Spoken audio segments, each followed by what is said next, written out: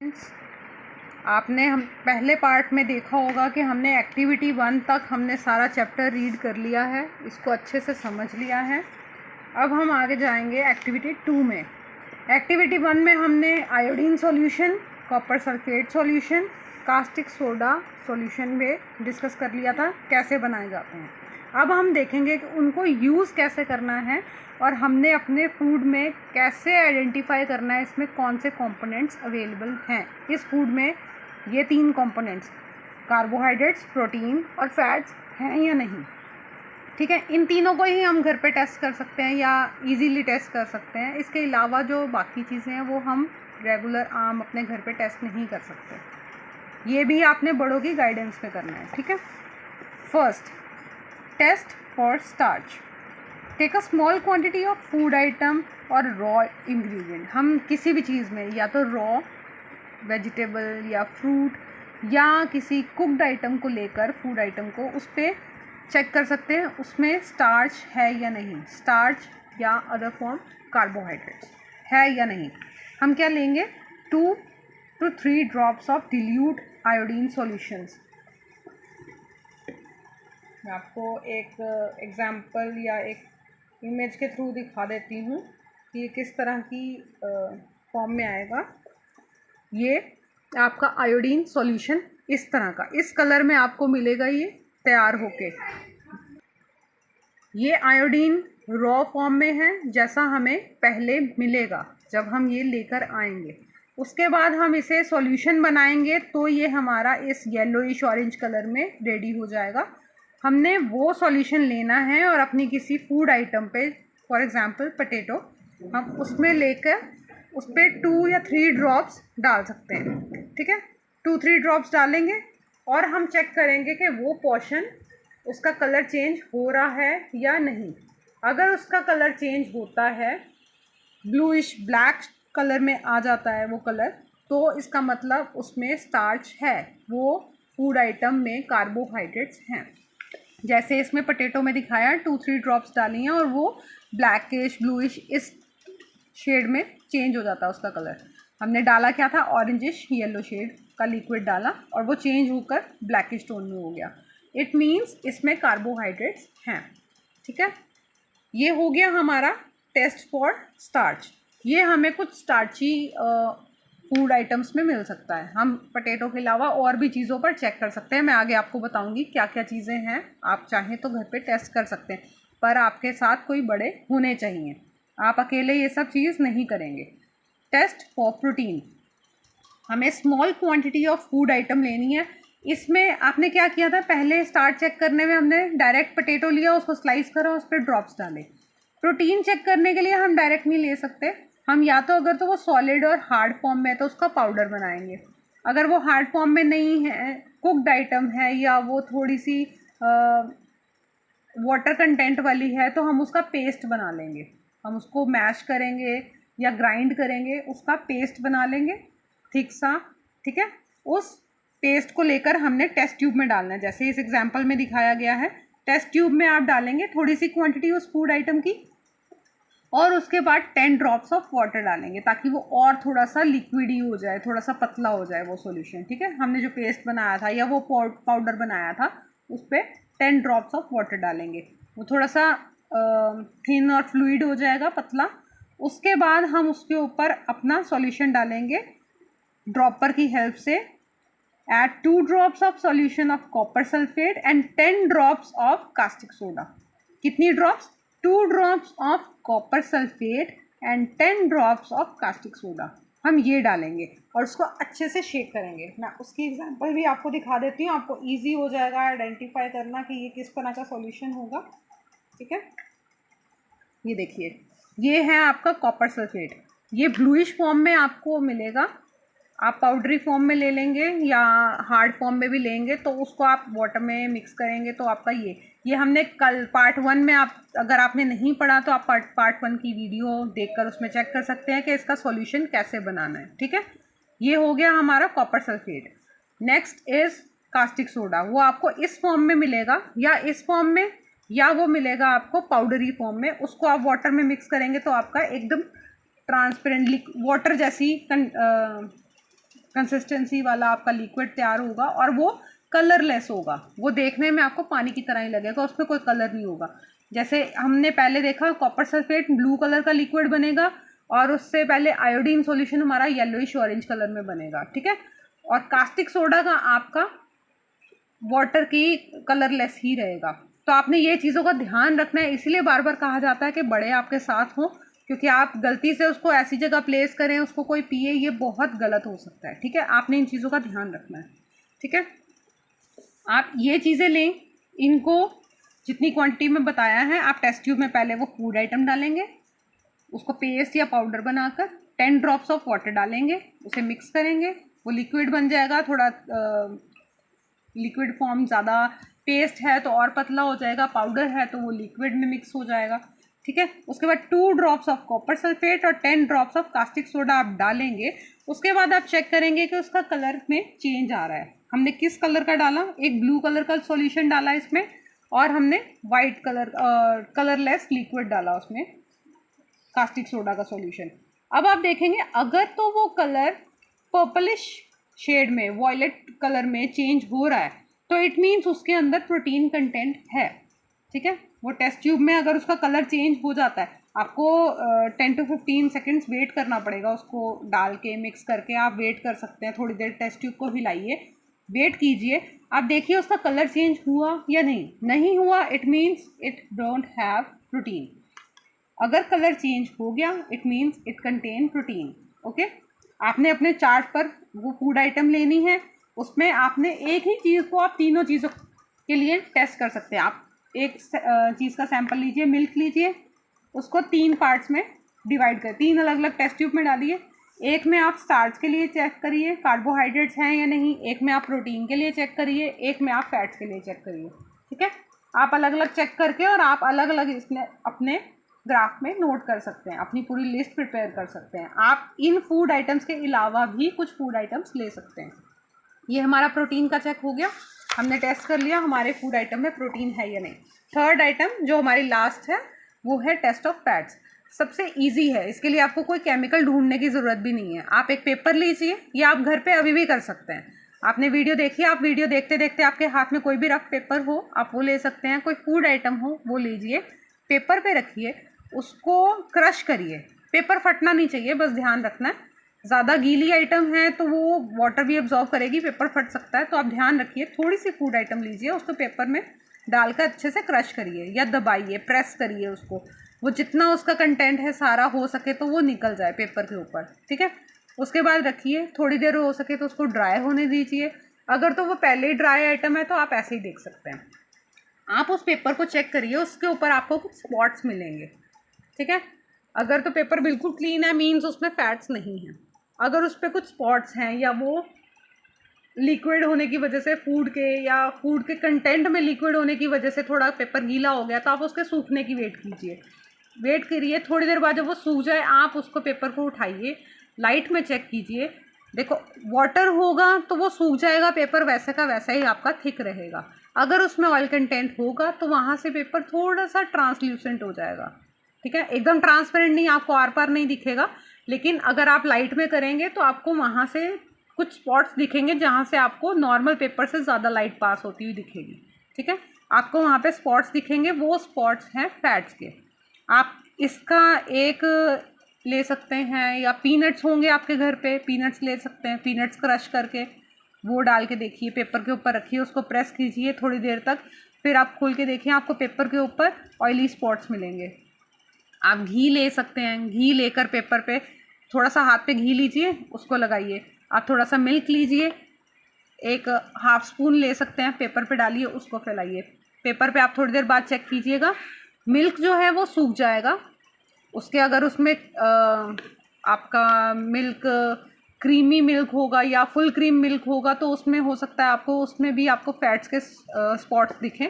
नहीं तो आपको घी में तो प्रॉपर आपको लाइन दिखेगी, वो ड्राई होने के बाद भी उसमें से जाएगा नहीं, मीन्स वो फैट्स हैं, ठीक है। आप ये एक्सपेरिमेंट घर में कर सकते हैं। उसके अलावा आपकी फूड आइटम में इन 3 चीज़ों के अलावा भी बहुत कुछ होता है। आपके पास हमने क्या चीज़ें चेक करी हैं, कार्बोहाइड्रेट्स, प्रोटीन्स एंड फैट्स।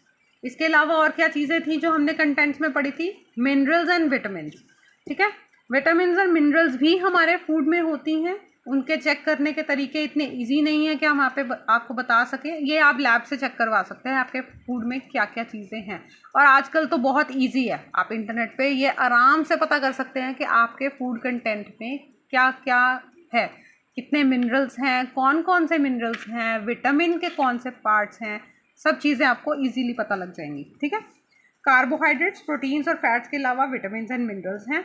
इनका हमारी बॉडी के लिए क्या नीड है, क्यों काम आते हैं, क्या क्या काम करते हैं, ये सब हम आगे पढ़ने वाले हैं। ठीक है, what do various nutrients do for our body? हमारे लिए क्या करते हैं? इतना सब कुछ खाने में होना ज़रूरी क्यों है? आप मोमोज भी खाते हैं, आप सोच रहे होंगे मोमोज सब मना करते हैं, कुछ तो अनहेल्दी होगा। क्या अनहेल्दी है और क्या हमारे लिए हेल्दी है, ये सिर्फ सब क्यों बताया जाता है, क्यों कहा जाता है, ये सब हमारे चैप्टर में हमें बताया जाएगा। ठीक है, कार्बोहाइड्रेट्स सबसे ज़्यादा हमें एनर्जी देता है। सबसे ज़्यादा एनर्जी देने वाला जिस फूड में सबसे ज़्यादा कार्बोहाइड्रेट्स होगा या कार्बोहाइड्रेट रिच फूड होगा, उस फूड से हमें सबसे ज़्यादा एनर्जी मिलेगी। Energy to do work, energy to walk, energy to write, energy to speak. अगर आप एनर्जी लो फील कर रहे हैं, मीन्स आपके अंदर आप कार्बोहाइड्रेट्स या वाटर कंटेंट आपका लो हो रहा है शरीर का। ठीक है, आपको इन चीज़ों की ज़रूरत है। आपने कभी देखा होगा कि हम कहीं जाते हैं या सड़क पर कभी किसी को अचानक चक्कर आ गए, बहुत वीक हो जाते हैं, वो बेहोश होने वाली हालत हो जाती है, तो क्या होता है? या तो उनके शरीर में से पानी बहुत कम हो, उन्होंने पानी कम पिया है, डिहाइड्रेट हो गए हैं, तो हम फटाफट उनको पानी देते हैं। अगर पानी भी हम सिंपल नहीं देते, हम उसमें क्या डालते हैं? ग्लूकोन डी डाल के देते हैं या नमक चीनी डाल के देते हैं। ये सब डालने से क्या होता है? चीनी, शुगर, कार्बोहाइड्रेट्स का बहुत रिच सोर्स है, बहुत जल्दी आपकी बॉडी को एनर्जी देता है। ठीक है, हम वो डाल के देते हैं, आपकी बॉडी को इंस्टेंट एनर्जी मिलती है, आप एकदम पहली कंडीशन से बाहर आते हैं। डिहाइड्रेशन में पानी आपको बहुत हेल्प करता है। ये सब बेसिक चीज़ें हैं जो आपको शरीर को चलाती हैं। कौन सी चीज़ किस काम आती है, कब किसकी डेफिशिएंसी से क्या हो सकता है, वो चीज़ हमने इस पे देखनी है। ठीक है, कार्बोहाइड्रेट सबसे ज़्यादा हमें एनर्जी देता है। In fact fat give us much more energy as compare to other same amount of carbohydrates. इससे भी ज़्यादा हमें कौन एनर्जी देता है? फैट्स। जो हम फैट्स खाते हैं, बार बार घर में मम्मा क्यों कहती है घी डाल के खाओ बेटा, घी वाली परोंठी खाओ बेटा, मक्खन लगा के खाओ। क्यों? क्योंकि ये फैट रिच फूड होते हैं। हम जितना ये फैट लेते हैं, क्योंकि बच्चे आप लोग खेलते हो, आपने भागना है, दौड़ना है, हर तरह के स्पोर्ट्स में पार्टिसिपेट करना है, स्कूल आना जाना है, स्कूल की स्टेयर्स आपने बार बार ऊपर नीचे जाना है, ग्राउंड्स में घूमना है, आपको एनर्जी बहुत ज़्यादा चाहिए। इसीलिए पेरेंट्स बार बार फोर्स करते हैं कि बेटा हाई फैट फूड आप लीजिए। वो आपको यमी यमी क्यों खाना बना के देते हैं, बटर डालकर, घी डालकर, आपको ड्राई फ्रूट्स रोस्ट करके, क्यों? ताकि आपके पास फैट्स और कार्बोहाइड्रेट्स ज़्यादा जाए, आपको फुल डे काम करने की, भागने की एनर्जी मिले। ठीक है, इसलिए हम फोकस करते हैं। फैट्स आपको सबसे ज़्यादा एनर्जी देता है। ठीक है, ये एनर्जी रिच फूड होते हैं, इसको एनर्जी गिविंग फूड्स भी कहते हैं। जो सम सोर्सेज ऑफ कार्बोहाइड्रेट्स, ये वो सोर्स ऑफ फूड हैं जो हमें कार्बोहाइड्रेट्स ज़्यादा देते हैं। शुगर केन हो गई, potato, papaya, sweet potato, wheat, rice, bajra, maize, mango, melon, these kind of things, ये आप लेंगे तो आपको सबसे ज़्यादा क्या मिलेगा? कार्बोहाइड्रेट्स। और इनमें ये नहीं है कि सिर्फ कार्बोहाइड्रेट्स, और भी चीज़ें मिलती हैं, लेकिन जब हम इनका चार्ट बनाते हैं एक फूड में, जैसे हमने पपाया लिया या कोई भी आइटम, उसमें हम चेक करेंगे कार्बोहाइड्रेट्स इतना है, प्रोटीन, मिनरल्स, विटामिन, सब चीज़ें लिखेंगे। ठीक है, सबसे ज़्यादा जो होगा वो फूड को उसी कंटेंट का रिच फूड कहा जाएगा। जिसमें सबसे ज़्यादा कार्बोहाइड्रेट्स होएगा उसको हम कहेंगे ये कार्बोहाइड्रेट रिच फूड है। जिसमें फ़ैट ज़्यादा होगा हम कहेंगे फ़ैट रिच फूड। जिसमें प्रोटीन ज़्यादा होगा प्रोटीन रिच फूड। ठीक है, इस तरह से फूड की कैटेगरी बनाई गई है। ये नहीं है उसमें सिर्फ यही मिलता है, उसमें बाकी चीज़ें भी होती हैं, पर ये बहुत ज़्यादा होती हैं। आप में किसी भी चीज़ की कमी हो तो आपको ये चीज़ें बताई जाती हैं। अगर आप में कार्बोहाइड्रेट्स कम है, एनर्जी लो है, तो आपको ये चीज़ें दी जाएंगी। प्रोटीन आपका लो होगा तो आपको प्रोटीन रिच फूड दिया जाएगा। मिनरल्स लो होंगे, आपके विटामिन लो होंगे तो विटामिन रिच फूड दिए जाएंगे। ठीक है, ये बाकी एग्जांपल्स हैं। जो हमें प्लांट सोर्स से फैट्स मिलता है, एनिमल सोर्स से मिलता है, ये सब उसकी एग्जांपल्स ही हैं। ऑयल हैं, ड्राई फ्रूट्स हैं, तिल हैं, ये सब चीज़ें हमें फैट्स देती हैं जो हमें प्लांट से मिलती हैं। एनिमल से मिलने वाले ghee, milk, butter, cream, fish, egg, meat. ठीक है, कुछ डायरेक्ट एनिमल्स को खा के, कुछ एनिमल प्रोडक्ट्स को आगे प्रोसेस से बनाकर उनकी चीज़ें बनाई जाती है जिससे हमें फैट्स मिलता है। नेक्स्ट हमारा source, rich source of protein. Protein हमें सबसे ज़्यादा अच्छा बीन्स, पल्सेस, सीरियल्स, इन सब चीज़ों में मिलता है। ग्रीन वेजिटेबल्स में मिलता है, पीस हो गए, मूंग दाल, ग्राम्स, तूर दाल, बीन्स, सोयाबीन्स, इन सब में मिलता है। ये वेज आइटम्स हैं। इसके अलावा एनिमल, ये प्लांट फूड्स हो गए, ये हमारे एनिमल फूड्स हो गए। मीट में बहुत प्रोटीन होता है। जिम जाने वालों को तो आपने देखा होगा, आपकी फैमिली में कोई ना कोई जाता होगा, या आपके फ्रेंड सर्कल में कोई, उनके ब्रदर्स या पेरेंट्स, आपके पेरेंट्स कोई जिम ज्वाइन करते हैं जिन्होंने बॉडी बिल्ड करनी हो। उनको प्रोटीन ज़्यादा इंटेक क्यों लेते हैं? वो एग्स ज़्यादा खाते हैं, वो मिल्क ज़्यादा पीते हैं, वो नॉन वेज ज़्यादा खाते हैं। क्यों फोकस करते हैं? क्योंकि इसमें प्रोटीन मिलता है। प्रोटीन हमारी बॉडी को बनाने में हेल्प करता है, बॉडी को ग्रो करने में और उसको बिल्डअप करने में। ठीक है, इन सब में प्रोटीन बहुत ज़्यादा कंटेंट होता है। ठीक है, विटामिन्स हेल्प अस इन प्रोडक्टिंग। पहले हमने देख लिया, कार्बोहाइड्रेट्स एनर्जी देता है, प्रोटीन हमारी बॉडी को बिल्ड करता है, रिपेयर करता है, मसल्स को स्ट्रॉन्ग करता है, हमारे को एनर्जी, हमारे बॉडी में ग्रो करने में हेल्प करता है प्रोटीन। अगर आपको बॉडी को अपना हेवी या बड़ा बनाना है, प्रोटीन नहीं होगा तो आपकी बॉडी ग्रो कम करेगी। आप में बाकी सब चीज़ें हैं, प्रोटीन की कमी है तो आपकी बॉडी दिखने में वीक बहुत हो जाएगी और आपको ये चीज़ आपके काम में भी नज़र आएगी। ठीक है, जैसे जैसे आप बड़े हो रहे हो, आप इतने हो, आपको सब कुछ आता है, ठीक है, लेकिन शरीर बड़ा होगा तो आपको बॉडी में पावर भी उतनी चाहिए। पावर कहाँ से आएगी? प्रोटीन से। ठीक है, कार्बोहाइड्रेट्स एनर्जी देगा, पावर बहुत है। कहीं आप देखते हो कई लोगों को बहुत फैट होते हैं, हेल्दी होते हैं। ठीक है, उनमें आपको लगता होगा यार इतना हेल्दी है लेकिन फिर भी इसमें एनर्जी नहीं है, ये क्यों? क्योंकि वो अपनी फैट्स, अपनी कार्बोहाइड्रेट्स को यूज़ नहीं कर रहे हैं। उनके अंदर फैट्स है, उन्होंने रखा है, उसको यूज़ नहीं कर रहे हैं। वो टाइम टू टाइम उसको यूज़ करेंगे। आप दो लोग लो, दोनों को सेम खाना खिलाओ, कार्बोहाइड्रेट्स फैट्स दोनों को इक्वल दो, प्रोटीन दो। एक यूज़ करेगा, उसको भागे चले, स्पोर्ट्स में जाए, सब कुछ करे, और एक उसको यूज़ नहीं कर रहा है, वो बैठा हुआ है, बस मुझे बैठना है, टीवी देखना है, इंटरनेट चलाना है, मुझे यूट्यूब शॉर्ट्स देखनी है, मुझे ये सब देखना है। वो क्या होगा? बैठे बैठे उसका फैट्स यूज़ नहीं होगा।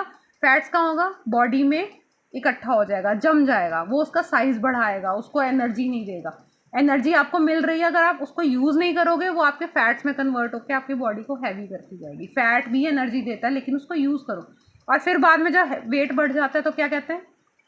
वॉक करो, रनिंग करो, डाइट करो। वो क्या क्यों कंट्रोल करते हैं? फिर उस टाइम फैट्स बंद करते हैं। जो पहले ही आपके अंदर फैट्स इकट्ठा हो गया है, इतनी एनर्जी आपने स्टोर कर ली है, उसको यूज़ नहीं करा, उसको यूज़ करो, आप अपने आप वेट लूज़ करोगे। ठीक है, ये चीज़ें होती हैं। विटामिन्स होते हैं, वो हमारी बॉडी को बीमारियों से लड़ने में हेल्प करते हैं। They helps us to fight against diseases. Vitamins also help us keeping our eyes, bones, teeth, gums healthy. हमारी बॉडी के हर पार्ट, हर ऑर्गन्स को सही से चलाने, उनको हेल्दी रखने, फिट रखने में विटामिन्स हेल्प करते हैं। विटामिन्स के बहुत सारे पार्ट्स हैं, विटामिन ए, सी, बी, ई, के, इस तरह के बहुत से पार्ट्स होते हैं जो अलग अलग चीज़ों पे इफ़ेक्ट करते हैं, अलग अलग चीज़ों को हेल्थ में ज़्यादा हेल्पफुल होते हैं। ठीक है, vitamin A keeps our skin and eyes healthy. A हमारी स्किन और आइज़ को हेल्दी करता है। सी बॉडी को डिसीजेस से फाइट करने में हेल्प करता है। विटामिन सी आप लोगों ने बहुत सुना होगा ड्यूरिंग कोरोना टाइम। क्यों सुना? क्योंकि ये हमें डिसीजेस से लड़ने में हेल्प करता है। डेफिशिएंसी हो गई थी, मार्केट में स्टॉक आउट हो गए थे विटामिन सी की टैबलेट्स के, लोग रोज़ खाते थे। क्यों? हमें विटामिन सी लेना चाहिए, ये हमें डिसीजेज से फाइट करने में हेल्प करता है, ठीक है। और ये नहीं है कि आपने सिर्फ विटामिन सी पे फोकस करना है, आपकी आइज़ और स्किन भी हेल्दी होनी चाहिए, ठीक है। हमें विटामिन ए भी उतना ही ज़रूरी है। विटामिन डी हमारी बॉडी को कैल्शियम यूज़ करने में हेल्प करता है। हम मिल्क पीते हैं, क्यों? पेरेंट्स कहते हैं, हमारे ग्रैंड पेरेंट्स कहते हैं, बेटा दूध पिया है तो थोड़ा धूप में भी जाओ, थोड़ा खेलो, धूप में जाओगे तो हड्डियाँ मजबूत होंगी।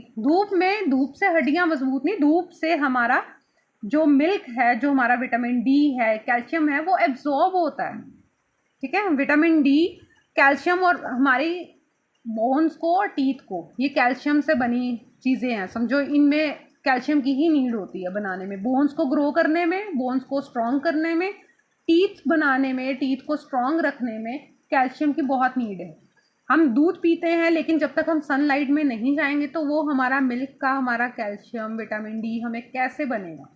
सनलाइट हेल्प करती है हमें बनाने में, जैसे प्लांट्स को हेल्प करती है उनका फूड बनाने में, हमारे फूड को भी बनाने में सनलाइट बहुत हेल्प करती है।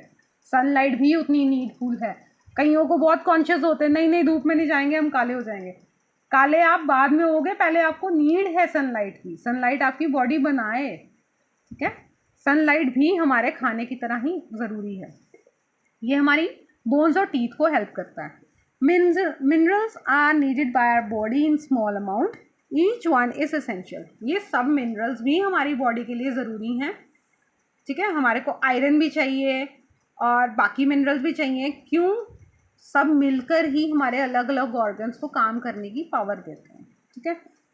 पपाया, कैरेट, मैंगो, इस तरह के जो फूड आइटम्स हैं ये विटामिन ए में रिच होते हैं। विटामिन ए इन सब में मिलता है, मिल्क में भी मिलता है, मिल्क में बहुत कुछ होता है। मिल्क एक तरह से कंप्लीट फूड भी माना जाता है, इसमें सिर्फ खट्टापन नहीं होता, वो चीज़ नहीं मिलेगी, बाकी सब कुछ आपको इसमें से मिलेगा, ठीक है।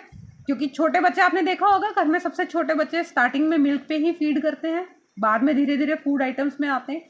तो मिल्क अपने आप में एक कंप्लीट फूड आइटम है, लेकिन अब आप बड़े हो गए हैं तो आपको हर चीज़ चाहिए। Some sources of vitamin B, liver, wheat, rice, ये विटामिन बी के सोर्सेज हैं। विटामिन सी में ज़्यादातर खट्टी आइटम्स होती हैं जिसमें सिट्रस होता है, थोड़ा सा खटास होती है आइटम में, जैसे orange, tomato, guava, green chillies, lemon. आप कहेंगे ग्रीन चिलीज़ ही खट्टी तो नहीं होती है, बहुत कड़वी होती हैं, बहुत रिच, बहुत ज़्यादा क्वांटिटी में इसमें इतनी विटामिन सी होता है, वो कड़वेपन में आ जाता है, आपको बिटर टेस्ट करता है, आप खाते हैं तो मुंह जलता है, इतना बिटर हो जाता है, उसमें इतना ज़्यादा रिच क्वांटिटी में होता है। लेमन में, आंवला में विटामिन सी बहुत ज़्यादा होता है। विटामिन डी मिल्क प्रोडक्ट्स में होता है, फिश में होता है, एग्स में मिलेगा आपको, लिवर में मिलेगा। लिवर ये हमारा नहीं है, ये एनिमल लिवर है, जो नॉन वेज खाते हैं उनको पता होगा इस चीज़ के बारे में, ठीक है। उसके बाद proper growth of our body and maintain a good health. हमारी बॉडी को हर तरह के मिनरल्स चाहिए ताकि हमारी बॉडी ग्रो कर सके और हेल्थ हमारी अच्छी रहे। Most of the food items usually have more than one nutrients. ज़्यादातर प्रोडक्ट्स में क्या होता है, एक से ज़्यादा क्वांटिटी में चीज़ होती है, ठीक है। उसमें जो चीज़ सबसे ज़्यादा होती है उसी के अकॉर्डिंग हम उसका नाम रख देते हैं। कार्बोहाइड्रेट रिच फूड, जिसमें कार्बोहाइड्रेट सबसे ज़्यादा है, राइस है फॉर एग्जांपल। राइस में कार्बोहाइड्रेट्स भी है, उसके अलावा और चीज़ें भी हैं, लेकिन कार्बोहाइड्रेट बाकियों के मुकाबले सबसे ज़्यादा होता है राइस में, ठीक है। तो हम राइस को क्या कहते हैं, carbohydrate rich food. Besides these nutrients our body needs dietary fibre. Dietary fibre भी चाहिए, ये मैंने आपको पार्ट 1 में भी बताया था। डाइटरी फाइबर को हम रफेज कहते हैं। ये हमारे को इसलिए नीडेड है क्योंकि ये बॉडी जूसेस के साथ मिलकर हमारी बॉडी में सब चीज़ों को एब्जॉर्ब करने में हेल्प करता है। और जो चीज़ नहीं चाहिए उसको निकालने के लिए बॉडी से कैसे निकालेंगे, कुछ फाइबर होना चाहिए, जो फाइबर होगा वो ही इन सब चीज़ों को बाहर निकालेगा, ठीक है। Whole grains, pulses, potato, fresh fruits and vegetables are the main sources of roughage. इनमें हमें कार्बोहाइड्रेट्स और बाकी मिनरल्स, विटामिन मिलते हैं और इसमें रफेज भी हमें बहुत ज़्यादा मिलती है। बट इन एसेंशियल कंपोनेंट, ये भी हमारे फूड का एसेंशियल कंपोनेंट है और ये हमारे फूड आइटम को बढ़ाता है। हम सारे इसमें से फाइबर निकाल दे तो हमारा फूड क्या बचेगा, इतना सा, ठीक है। वो हम खाएंगे, हमें रफेज की ज़रूरत इसलिए पड़ती है, ये हमारे खाने को भी बढ़ाती है, क्वांटिटी इसकी बढ़ाती है, बहुत बल्क में इसको बिग साइज कर देती है, ठीक है। This helps our body to get rid of undigested food. जो अनडाइजेस्टेड फूड होता है वो भी रफेज के थ्रू हमारी बॉडी से बाहर निकल जाता है। कई चीज़ें होती हैं हम खाते हैं तो हमारे में बॉडी में पूरी तरह से डाइजेस्ट नहीं हो पाती, वो ऐसी कि ऐसी हमारी रफेज के साथ मिक्स होकर बॉडी से बाहर निकल जाती है, ठीक है। Water helps our body to absorb. इसके अलावा जो वाटर है हमारी बॉडी को एक और नीड वो भी है एब्जॉर्ब। वाटर हेल्प करता है बाकी न्यूट्रिएंट्स को एब्जॉर्ब करने में। अब हमने जो खाया वो सॉलिड फॉर्म में खाया, बॉडी में हमारे क्या है, सब कुछ सॉलिड के अलावा लिक्विड। वाटर क्वांटिटी हमारे बॉडी में सबसे ज़्यादा है, वाटर क्वांटिटी है, उसके अलावा लिक्विड में हमारी बॉडी में ब्लड है। तो ये चीज़ें हमारे बॉडी के अंदर जो वाटर है वो सारे न्यूट्रिएंट्स को अपने अंदर मिक्स करता है, वो अंदर रहता है, काम का जो होता है वो रह जाता है, बाकी यूरिन या वेस्ट के थ्रू बॉडी से बाहर निकल जाता है। ये हमारे शरीर में इन सब चीज़ों को एब्जॉर्ब करने में हेल्प करता है, ठीक है। Normally we get most of the water that our body needs from liquid we drink. ज़्यादातर वाटर तो हम जो लिक्विड पीते हैं, जूस पीते हैं, मिल्क पीते हैं, वाटर लेते हैं हम, जैसे कोल्ड ड्रिंक्स तो नहीं पीनी चाहिए, पर जो भी आप लिक्विड लेते हैं उसके थ्रू आपका वाटर नीड पूरी होती है। इसके अलावा जो कुक फूड खाते हैं उसमें भी वाटर हमारे अंदर जाता है, ये हमने पार्ट 1 में भी पढ़ा था, इसमें भी अब पढ़ा है। वाटर फूड आइटम्स के थ्रू भी जाता है, फ्रूट्स के थ्रू भी हमारे, आप डायरेक्ट जूस पीते हैं, जूस के अलावा अगर आप डायरेक्ट फ्रूट खाते हैं तो फ्रूट में जूस भी तो आपके अंदर ही क्या फाइबर, आपका जो आपने फ्रूट खाया है उसमें आपका जूस आपकी बॉडी में रहेगा, वो आपकी नीड्स पूरी करेगा, और जो उसका बाकी फाइबर है फ्रूट का वो आपके वेस्ट को बाहर निकालने में हेल्प करेगा, ठीक है। इस तरह से हर चीज़ हमारी बॉडी में नीडेड है और ये सब चीज़ें हमें मिक्स्ड फूड खाना चाहिए। यहाँ तक हो गया हमारा पार्ट 2, एक्टिविटी 2 तक फिनिश। अब नेक्स्ट एक्टिविटी 3 हम नेक्स्ट वीडियो में डालेंगे। तब तक टेक केयर, बाय।